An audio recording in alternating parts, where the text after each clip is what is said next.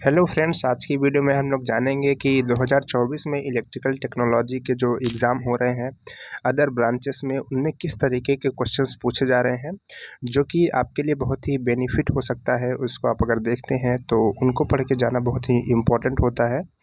तो आज की वीडियो में हम लोग उन्हीं क्वेश्चंस के बारे में जानेंगे। तो चलिए, हमारे पास एक पेपर है जो कि ईएमएम सब्जेक्ट का है, जो कि एक इलेक्ट्रिकल टेक्नोलॉजी का ही सब्जेक्ट है। तो उसमें सारे टॉपिक्स वही हैं जो आपके सिलेबस में हैं। तो आइए देखते हैं। तो देखिए फ्रेंड्स, आपको यहाँ पर पहला पेज दिख रहा है जो कि 2024 का पेपर है। तो इसमें हम लोग सबसे पहले क्वेश्चन को देखते हैं।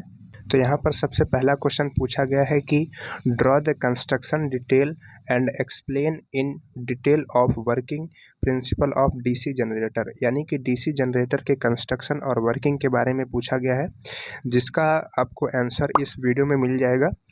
और उसके बाद आपका दूसरा क्वेश्चन देखिए क्या पूछा गया है। दूसरा क्वेश्चन आपको पूछा गया है सिंक्रोनस मोटर से, जो कि 3 फेज सिंक्रोनस मोटर के बारे में पूछा गया है। अब इसका आंसर आपको सिंक्रोनस वाले वीडियो में मिल जाएगा, तो वहाँ से आप इसको बहुत अच्छे से देख सकते हैं, समझ सकते हैं। इसके बाद है पेपर का दूसरा पेज। इसमें क्वेश्चन पूछा गया है कि classify DC motor and derive the torque equation of DC motor. तो ये भी क्वेश्चन आपको बहुत अच्छे तरीके से बताया गया है, यानी कि मोटर के जो डीसी मोटर है उसके टाइप्स के बारे में, जो कि क्लासिफिकेशन कहलाता है, और इसके टॉर्क इक्वेशन का भी फार्मूला डिराइव कराया गया है। तो आप उसको भी इस वीडियो में देख सकते हैं। चलिए, अब देखते हैं अपना अगला क्वेश्चन, जो कि रिलेटेड है ट्रांसफार्मर से। देखिए, ट्रांसफार्मर से क्वेश्चन पूछा गया है कि सिंगल फेज ट्रांसफार्मर की वर्किंग को एक्सप्लेन कीजिए और उसके डायग्राम को भी बनाइए। तो ये भी आप ट्रांसफार्मर वाले वीडियो में देख सकते हैं, यानी कि जितने भी क्वेश्चंस पूछे जा रहे हैं एग्जाम में, सारे के सारे वीडियो से ही आ रहे हैं। तो आप सारे वीडियो को लगातार अच्छे से एक बार शुरू से पूरा देख लीजिए। चलिए, इसके बाद अगला क्वेश्चन क्या है, क्वेश्चन नंबर बी, जो कि है ऑटो ट्रांसफार्मर से रिलेटेड। इसमें आपको ऑटो ट्रांसफार्मर का वर्किंग प्रिंसिपल और इसके एडवांटेज और डिसएडवांटेज के बारे में पूछा गया है।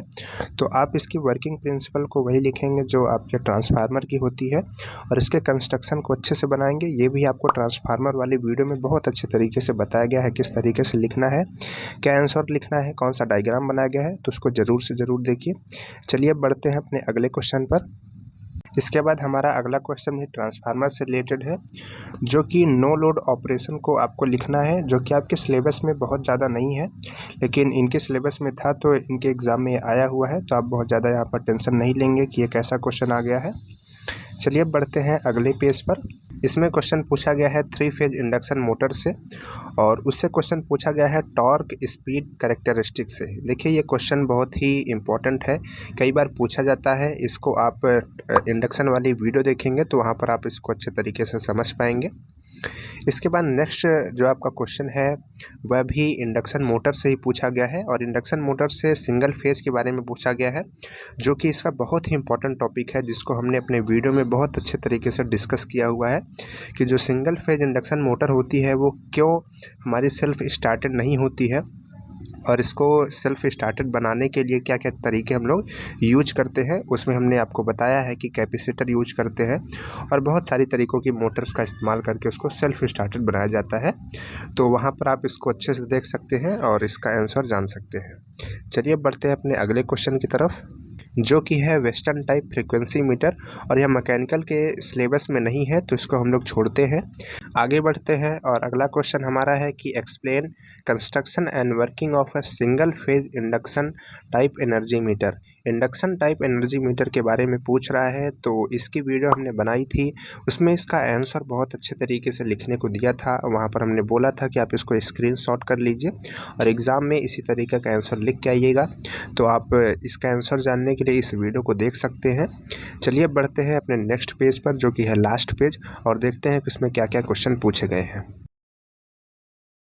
तो देखिए, ये है हमारा लास्ट पेज। इसमें क्वेश्चन पूछा गया है कि explain construction and working of dynamo type watt meter. ये हमने बताया था जब क्वेश्चन की वीडियो हम बना रहे थे इस चैप्टर की, तो उसमें हमने बताया था कि ये क्वेश्चन बहुत ही इंपॉर्टेंट है।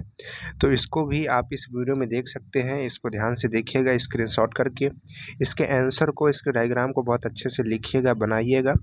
चलिए इसके बाद अगला क्वेश्चन देखते हैं। अगला क्वेश्चन हमारे पास है, explain the working of A megger with the help of NEET diagram. तो यह भी जो हमारे मैकेनिकल का सब्जेक्ट है उसमें इसका क्वेश्चन नहीं है, तो इसको हम लोग छोड़ते हैं और बढ़ते हैं अपने अगले क्वेश्चन की तरफ। इसमें हमारा पहला क्वेश्चन है मूविंग आयरन इंस्ट्रूमेंट के बारे में, जिसमें आपको इसका कंस्ट्रक्शन और वर्किंग प्रिंसिपल लिखना है। तो इसका आंसर आपको इस वीडियो में मिल जाएगा, जहां पर आपको इसका डायग्राम और प्रिंसिपल सब कुछ बहुत अच्छे तरीके से बताया गया है। आपको किस तरीके से आंसर लिखना है वो भी बताया गया है। इसके बाद आपके पास अगला क्वेश्चन है सैडेड पोल इंडक्शन मोटर से बारे में, जिसको हमने बहुत अच्छे तरीके से एक्सप्लेन किया है इस वन शॉट वीडियो में, जो कि इंडक्शन मोटर की है। इसको आप ध्यान से देखिए, इससे बहुत ही क्वेश्चंस पूछे जा रहे हैं। इसके बाद इस पेपर का लास्ट क्वेश्चन है 3 फेज ट्रांसफार्मर के बारे में, जिसमें आपको इसकी वर्किंग लिखनी है। तो इसको बहुत ध्यान से लिखिएगा, इसका आपको आंसर मिलेगा ट्रांसफार्मर वाली वन शॉट वीडियो में। तो वहाँ पर देखिएगा डायग्राम और इसका आंसर। तो यहाँ पर बहुत सारे क्वेश्चन, लगभग सारे क्वेश्चन जो आपके सिलेबस में हैं वो सारे के सारे वीडियोस में डिस्कस हुए हैं। तो एक से लेकर के चैप्टर 1 से लेकर के लास्ट चैप्टर तक की सारी वीडियो को ध्यान से देखिए। ज़्यादा से ज़्यादा आप अगर 2 घंटे देते हैं तो आपकी सारी वीडियो कवर हो जाएंगी और बहुत अच्छे तरीके से आपके सारे टॉपिक कवर हो जाएंगे। तो वीडियो को ज़रूर से ज़रूर देखिए, सारी चीज़ों को समझिए। जहाँ पर नहीं समझ में आता है कमेंट्स कीजिए, चैनल को भी सब्सक्राइब कीजिए। चलिए मिलते हैं फिर नेक्स्ट वीडियो में। Bye bye.